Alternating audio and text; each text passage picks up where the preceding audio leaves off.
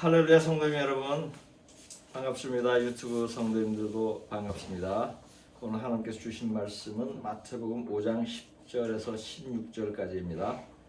마태복음 5장 10절에서 16절까지 말씀 제가 봉독하겠습니다. 의를 위하여 박해를 받은 자는 복이 있나니 천국이 그들의 것임이라. 나로 말미암아 너희를 욕하고 박해하고 거짓으로 너희를 거슬러 모든 악한 말을 할 때는 너희에게 복이 있나니 기뻐하고 즐거워하라. 하늘에서 너희의 상이 큼이라. 너희 전에 있던 선지자들도 이같이 박해하였느니라. 너희는 세상의 소금이니 소금이 만일 그 맛을 잃으면 무엇으로 짜게 하리요? 후에는 아무 쓸데없어 다만 밖에 버려져 사람에게 밟힐 뿐이니라. 너희는 세상의 빛이라. 산 위에 있는 동네가 숨겨지지 못할 것이요 사람이 등불을 켜서 말 아래에 두지 아니하고 등경 위에 두나니 이러므로 집안 모든 사람에게 빛이 있느니라. 이같이 너희 빛이 사람 앞에 비치게 하여 그들로 너희 착한 행실을 보고 하늘에 계신 너희 아버지께 영광을 돌리게 하라. 아멘. 음식을 상하지 않고 오래 보관하는 방법 중에 하나는 음식을 소금에 절이는 것입니다. 소금의 짠맛이 음식에 세균이 번식하는 것을 막아주므로 음식을 오래 보관할 수 있습니다. 한국의 음식은 소금에 절여서 먹는 것이 많이 있죠. 모든 젓갈 종류가 그렇고 김치도 이에 해당합니다. 소금은 음식 맛을 짜게 하지만은 맛도 있게 합니다. 저는 소금은 단순히 음식을 짜게 하는 그러한 역할만 하는 것이 아니라 맛을 내게 하는데, 이 말씀은 성경에도 있습니다. 욥기 6장 6절을 보겠습니다. 싱거운 것이 소금 없이 먹히겠느냐? 닭의 알 흰자위가 맛이 있겠느냐? 아멘. 이 구절은 음식이 싱거우면 맛이 없다고 합니다. 달걀에는 소금을 뿌려야 맛이 있다고 말씀합니다. 이처럼 소금은 요리의 필수적인 재료입니다. 그러나 소금의 효능은 음식의 맛을 내는 것에 그치지 않습니다. 소금은 사람의 건강에도 유익합니다. 인체에는 0.9%의 염분이 들어 있습니다. 몸에 염분이 부족하면 병이 생깁니다. 그러므로 인체는 염분을 유지하기 위해서 소금을 섭취하도록 만들어졌습니다. 소금이 유익한 이유는 두 가지 성분이 있기 때문인데 그것은 염소와 나트륨입니다. 이 두 성분이 짠맛을 내므로 음식의 부패도 예방하고 사람의 건강에도 유익한 것입니다. 지금 제가 소금의 짠맛에 대해서 잠시 설명을 한 이유는 예수님의 가르침을 이해하기 위한 것입니다. 예수님은 믿는 자를 짠맛을 내는 소금의 비유를 하였습니다. 본문 말씀 중 마태복음 5장 13절을 다시 보겠습니다. 너희는 세상의 소금이니 소금이 만일 그 맛을 잃으면 무엇으로 짜게 하리요? 후에는 아무 쓸데없이 다만 밖에 버려져 사람에게 밟힐 뿐이니라. 아멘. 이 말씀은 소금의 짠맛이 음식을 썩지 않게 하고 맛있게 하듯이 믿는 자들은 세상에서 그러한 역할을 해야 한다는 비유의 말씀입니다.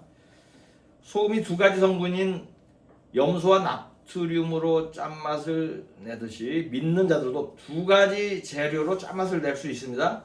그것은 복음을 전하는 일과 선행입니다. 믿는 자들이 이 일을 하면 짠맛을 내는 세상의 소금이 됩니다. 이 일을 하지 않으면 짠맛을 잃은 소금이 됩니다. 아무 쓸모가 없게 되어 버려지고 밟히게 됩니다. 버려지고 밟히게 된다는 것은 구원받지 못한다는 의미입니다. 예수님은 믿는 자를 소금 외에 또 다른 하나를 더 비유로 말씀하셨습니다. 그것은 빛입니다. 본문 말씀 중 마태복음 5장 14절을 보겠습니다. 너희는 세상의 빛이라. 산 위에 있는 동네가 숨겨지지 못할 것이요. 아멘.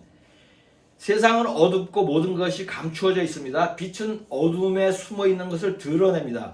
어둠은 다른 방법으로 제거할 수 없습니다. 물리적인 힘으로 되지 않습니다. 어떤 다른 수단으로 어둠을 제거할 수 없습니다. 어둠을 물리치는 것은 빛밖에 없습니다.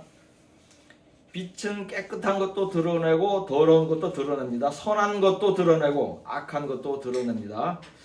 그 빛은 믿는 자들만 바랄 수 있습니다. 그러므로 예수님은 제자들에게 세상의 빛이 되라고 말씀을 한 것입니다. 본문 말씀 중 마태복음 5장 15절 16절을 보겠습니다. 사람이 등불을 켜서 말 아래에 두지 아니하고 등경 위에 두나니 이러므로 집안 모든 사람에게 비치느니라. 이같이 너희 빛이 사람 앞에 비치게 하여 그들로 너희 착한 행실을 보고 하늘에 계신 너희 아버지께 영광을 돌리게 하라. 아멘. 등불을 말 아래에 두지 않는다고 할 때 그 말은 동물 말이 아닙니다. 곡식을 한 말 두 말 측량하는 뒷박이에요. 즉 등불을 켜서 말 아래에 두지 않는다는 것은 등불을 바가지로 덮어두지 않는다, 이런 뜻입니다. 이 말씀은 등불을 반드시 촛대 위에 두어 집안을 비추듯이 믿는 자들은 사람들에게 착한 행실을 보여야 한다는 것입니다. 그렇지 않으면 등불을 바가지로 덮어놓은 것과 같다는 뜻이에요. 예수님은 제자들에게 착한 행실을 하여 사람들이 하나님께 영광을 돌리게 하라고 말씀합니다. 사람들이 하나님께 영광을 돌리려면 먼저 하나님을 믿어야 하겠죠? 그렇다면 예수님이 말씀한 착한 행실의 첫째는 무엇이죠? 복음을 전하는 것입니다. 그 다음이 선행입니다. 다시 정리하면 예수님이 언급한 착한 행실은 두 가지입니다. 복음을 전하는 일과 선행이며, 선행의 핵심은 가난한 자와 공경에 처한 자를 돕는 것입니다. 이 두 가지 일이 착한 일이고 가장 의로운 일입니다. 믿는 자들이 이 두 가지 일을 할 때 사람들이 예수를 믿고 하나님께 영광을 돌리게 됩니다. 믿는 자들이 이 일을 하면 세상의 소금과 빛의 역할을 하는 것입니다. 본문 말씀 중 마태복음 5장 10절에서 12절까지 다시 보겠습니다. 의를 위하여 박해를 받은 자는 복이 있나니 천국이 그들의 것임이라. 나로 말미암아 너희를 욕하고 박해하고 거짓으로 너희를 거슬러 모든 악한 말을 할 때에는 너희에게 복이 있나니 기뻐하고 즐거워하라. 하늘에서 너희의 상이 큼이라. 너희 전에 있던 선지자들도 이같이 박해하였느니라. 아멘.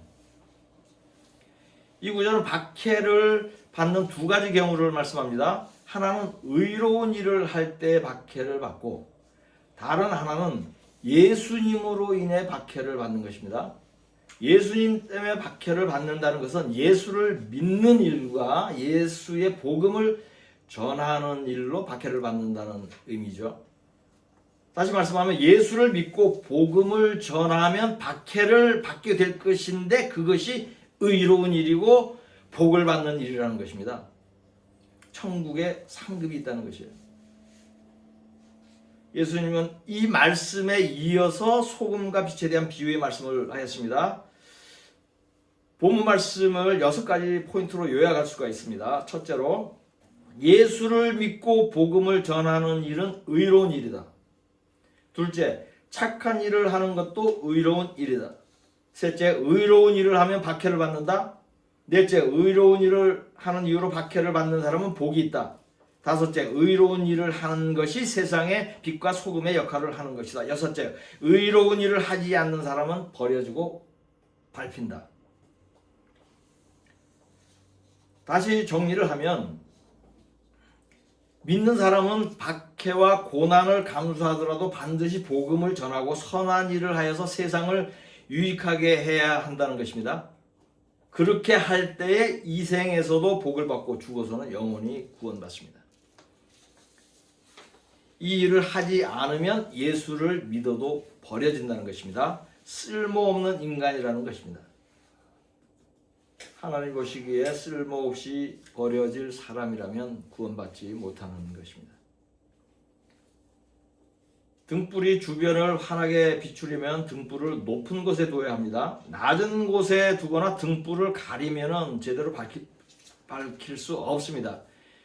믿는 자들이 전도와 선행을 하지 않는 것은 등불을 가지고도 말 아래에 두어서 비추지 못하는 것과 같습니다. 이상으로 살펴본 대로 주님은 믿는 자들을 세상의 소금과 빛의 비유를 하면서 의로운 일을 하라고 명령합니다.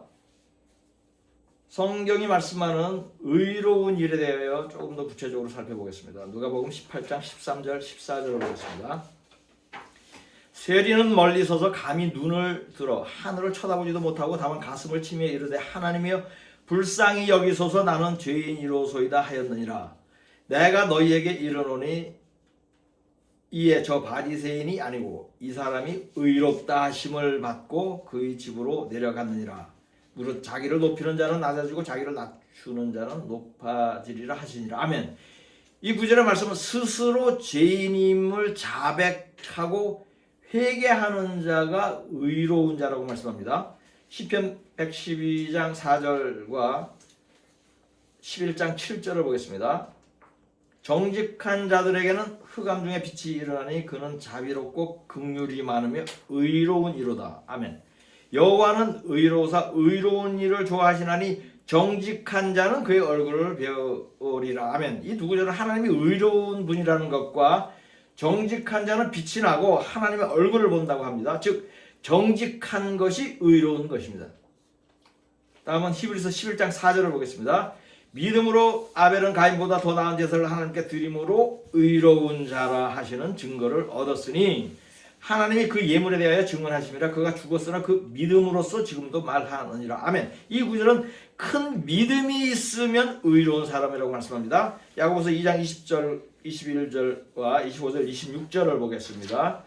아 허탄한 사람아 행함이 없는 믿음이 헛것인 줄을 알고자 하느냐. 우리 조상 아브라함이 그 아들 이삭을 제단에 바칠 때 행함으로 의롭다 하심을 받은 것이 아니냐. 또 이와 같이 기생 라합이 사자들을 접대하여 다른 길로 나가게 할 때에 행함으로 의롭다 하심을 받은 것이 아니냐. 영혼이 없는 몸이 죽은 것 같이 행함이 없는 믿음은 죽은 것이니라. 아멘. 이 구절은 하나님을 마음으로만 믿지 않고 하나님 말씀대로 행하는 사람이 의로운 사람이라고 말씀합니다. 로마서 2장 13절을 보겠습니다. 하나님 앞에서는 율법을 듣는 자가 의인이 아니요 오직 율법을 행하는 자라야 의롭다 하심을 얻으리니. 아멘. 이 구절은 율법을 행하는 자, 즉 계명을 지키는 자가 의로운 자라고 말씀합니다. 이상으로 성경이 정의하는 의로운 자에 대해 살펴보았습니다. 성경은 6부류의 사람들을 의롭다고 인정합니다. 첫째, 회개한 자. 둘째, 예수를 믿고 복음을 전하는 자. 셋째, 정직하게 행하는 자. 넷째, 큰 믿음이 있는 자. 다섯째, 말씀대로 행하는 자. 여섯째, 계명을 지키는 자. 다시 핵심 단어로 정리를 하면 회개, 전도, 정직, 믿음, 행함, 계명입니다. 이 단어들을 종합하면 의로운 사람의 정의를 내릴 수 있습니다. 의로운 자는 회개하여 예수를 믿고 복음을 전하는 자로서 마음이 정직하고 믿음으로 하나님의 말씀에 순종하며 계명을 지키는 사람입니다. 요한일서 3장 7절과 10절을 보겠습니다. 자녀들아 아무도 너희를 미혹하지 못하게 하라. 의를 행하는 자는 그의 의로우심과 같이 의롭고 이러므로 하나님이 너희 자녀들과 마귀의 자녀들이 드러나나니 무릇 의를 행하지 아니하는 자나 또는 그 형제를 사랑하지 아니하는 자는 하나님께 속하지 아니하니라. 아멘. 이 구절은 의를 행하는 자가 의로운 것이라고 말씀합니다. 의를 행하는지 여부로 하나님의 자녀와 마귀의 자녀를 구분한다고 말씀합니다. 다시 말씀하면 조금 전에 살펴본 6가지의 의로운 행위를 하면 의로운 자이고 하나님의 자녀가 됩니다. 이 일을 하지 않으면 의롭지 않은 자이며 마귀의 자녀가 됩니다. 살펴본 대로 본문 말씀에서 예수님이 언급한 착한 행실은 단순히 사람들이 칭찬하는 착한 일을 의미하는 것이 아닙니다. 무거운 짐을 들어주거나 노인에게 자리를 양보하거나 이런 것을 착한 행실이라고 그러죠. 그런데 예수님이 말씀하는 것은 그런 의미는 아니에요. 네.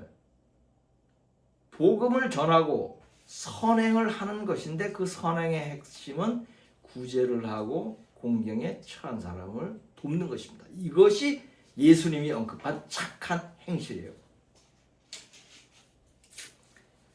이러한 일을 할 때 성경이 말씀하는 의로운 일을 모두 행할 때 그렇게 함으로써 사람들이 하나님께 영광을 돌리게 하는 것입니다. 마태복음 5장 6절을 보겠습니다. 의에 줄이고 목마른 자는 복이 있나니 그들이 배부를 것이며. 아멘. 의에 줄이고 목마른 자는 조금 전에 설명한 의로운 일을 간절히 하고 싶어 하는 사람입니다. 여기서 배부른 것은 육체의 배가 부르는 것이 아니에요. 의로운 자가 배부르고 부자가 된다는 뜻이 아니에요. 의에 대하여 배부르게 된다는 의미입니다. 의로움에 대한 갈망이 있는 사람은 결국 의로운 일을 하게 되고 의로운 일을 행함으로써 복을 받게 된다는 것이에요. 그렇다면 믿는 자들이 의에 줄이고 목말라 하고 있습니까? 지금의 교회들이? 의로운 일로 배부르게 되었습니까? 하나님의 말씀에 순종하고 있습니까? 전도하고 있습니까? 소유를 팔아 구제합니까? 어떤 착한 행실을 보이고 있습니까? 우선 저를 반영해보면 저는 오랫동안 그렇게 하지 못했습니다. 예수를 믿으면서도 의로운 삶에 대한 갈망이 생긴 때는 성령을 받은 후였습니다. 의로운 삶을 살려고 노력도 하고 다른 사람에게도 가르치기 시작한 지는 10여 년에 불과합니다. 저희 교회 성도들은 모두 이렇게 믿음 생활을 하고 있습니다. 회개하였습니다. 정직합니다. 모든 일을 믿음으로 행합니다. 선교와 전도와 구제와 선행에 많은 노력을 하고 있습니다. 저희 빌라델피아 교회 성도들이 모두 이러합니다. 이 설교를 듣는 모든 분들이 그렇게 되기를 소망합니다. 얼마 전부터 하나님께서 특별히 감동을 주시어 저희 교회가 새롭게 시작한 것이 있습니다. 의에 줄이고 목말라 하는 저희 교회를 보시고 성령이 주신 감동입니다. 그것은 믿는 자들을 전도하는 일입니다. 믿는 자를 전도한다는 표현이 좀 이해가 되지 않을 수 있겠는데, 그것은 믿는 자를 전도한다는 것은 예수를 믿어도 잘못 믿어 구원받지 못하는 사람이 많음으로 만든 표현입니다. 믿는 사람들을 바르게 믿도록 인도하여 구원받게 한다는 의미입니다. 의에 줄이고 목마른 저희 교회 성도들이 물질과 시간과 노력을 들여서 하는 일은 성경 공부가 쉽다라는 책을 무료로 나눠주는 일입니다. 이 책은 제가 집필하여서 10년 넘게 가르친 성경 공부 교재입니다. 이 책으로 공부하고 배운 많은 사람들이 예수를 틀리게 믿다가 바르게 믿게 되었습니다. 구원받지 못하는 믿음을 생활하다가 구원받은 믿음 생활을 하게 되었습니다. 이 책에 대한 효과가 입증되었으므로 이 책을 무료로 나누어 주는 것입니다. 구원하려는 것입니다. 이 책으로 공부한 사람들이 이러한 경험을 하는 이유는 성령께서 이 책에 기름을 부었기 때문입니다. 성령이 이 책을 통해서 사람들을 거듭나게 하기 때문입니다. 그래서 책의 부제목이 성령이 가르치는 성경 공부입니다. 2개월 전부터 길에 무인 가판대를 설치하여 놓고 무료로 나눠주고 있습니다.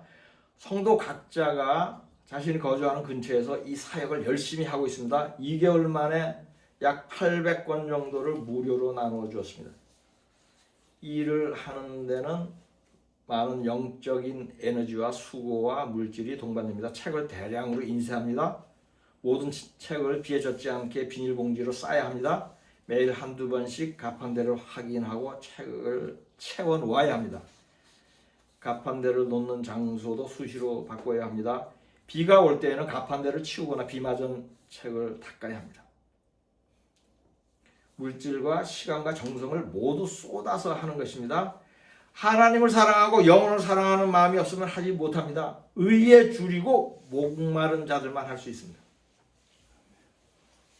저는 목사로서 성도들에게 이 일이 중요한 것을 가르치지만 자원하는 마음으로 하게 하지 억지로 하게 하지는 않습니다. 성도마다 처한 환경이 다르고 이런 사역을 하는 마음과 믿음은 다를 수 있으므로 믿음의 분량대로 하라고 권합니다. 그랬잖아.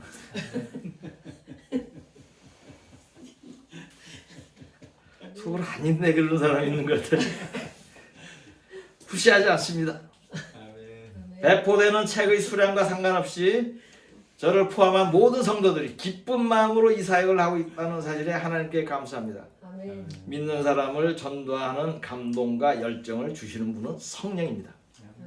성령 충만함으로 이 일을 하는 것입니다. 성령의 도움으로 저희 교회는 줄인 배가 부르게 되고 목마른 것이 해갈되고 있습니다. 복을 받았습니다. 마태복음 5장 6절 말씀이 응하고 있습니다. 의에 줄이고 목마른 자는 복이 있나니 그들이 배부를 것이며. 아멘. 저와 저희 교회 성도들이 의에 줄이고 목마르기 전에 한 가지 줄이고 목말랐던 것이 있었습니다. 그것은 하나님의 말씀입니다. 진리입니다. 히브리서 4장 12절을 보겠습니다. 하나님의 말씀은 살았고 운동력이 있어 좌우에 낯선 어떤 검보다도 예리하여 혼과 영과 및 관절과 골수를 찔러 쪼개기까지 하며 또 마음의 생각과 뜻을 감찰하나니. 아멘. 이 구절은 하나님의 말씀의 능력에 대하여 두 가지를 말씀합니다. 첫째, 하나님의 말씀은 인간의 영과 혼과 육을 지배한다. 둘째, 마음의 생각과 뜻을 감찰한다.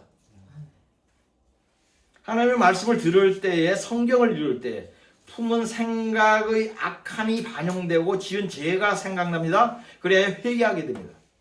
성령을 받고 거듭납니다. 질병이 치료되는 경험도 합니다. 이것이 인간의 영, 혼, 육을 찔러 쪼개는 것입니다. 하나님의 말씀은 이처럼 사람을 총체적으로 변화시키는 능력이 있습니다.